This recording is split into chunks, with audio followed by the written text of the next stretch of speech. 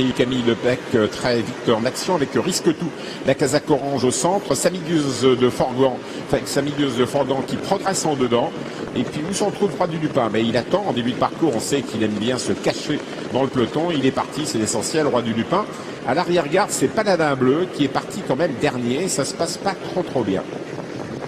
On a une faute numéro 4, Orlan du Parc, pourtant confié à Franck Libard. Mais Orlan du Parc, malheureusement, est au galop et va disparaître.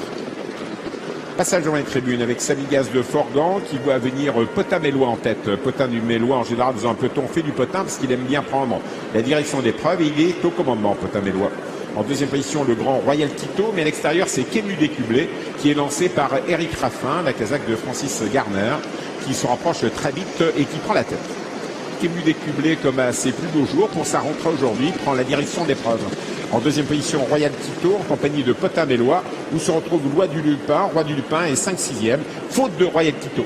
On perd un des 3 premiers, Royal Tito disparaît, le numéro 1. Balle de la descente avec Kému Décublé, numéro 9, Eric Raffin qui s'en va. En deuxième position, Potin Mélois.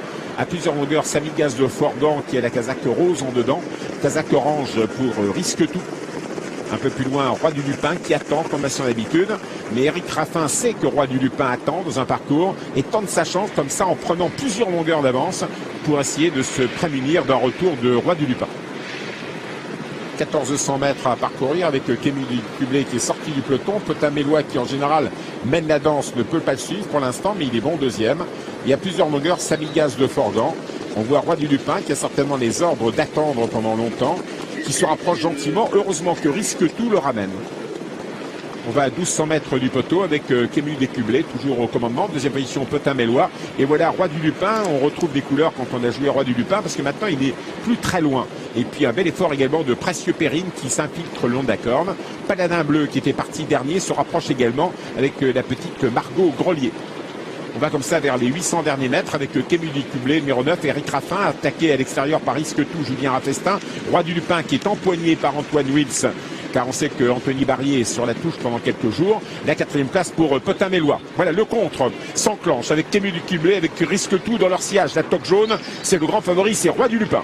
À quelques longueurs, nous retrouvons Paladin Bleu qui essaie de doubler Potin Mélois qui n'en peut plus. Précieux Périne, c'est dur. Dernier tournant, Risque Tout contre Kému Décublé. Roi du Lupin, c'est pas là où il prend l'avantage en général. Le dernier tournant, il peut revenir. Entrée droite, Kému Décublé contre Risque Tout et Roi du Lupin à l'affût en 3e position. Kému Décublé, Eric Raffin, tout lancé dans la bataille. Risque Tout est 2e et Roi du Lupin va être lancé par Antoine Wills pour faire mieux que 3e.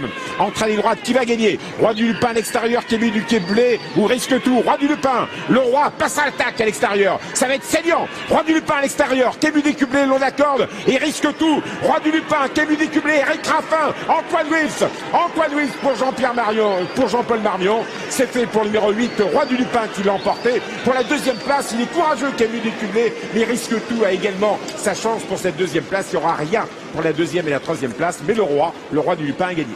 Et ces 3-là sont formidables, ils luttent toujours, ils se donnent à fond. Ça a encore été le cas dans ce prix Camille Lepec, un trio qui s'est détaché nettement pour finir. Et le champion de Jean-Paul Marmion, Roi du Lupin qui s'adjuge le prix Camille Lepec avec Antoine Viels sur son dos.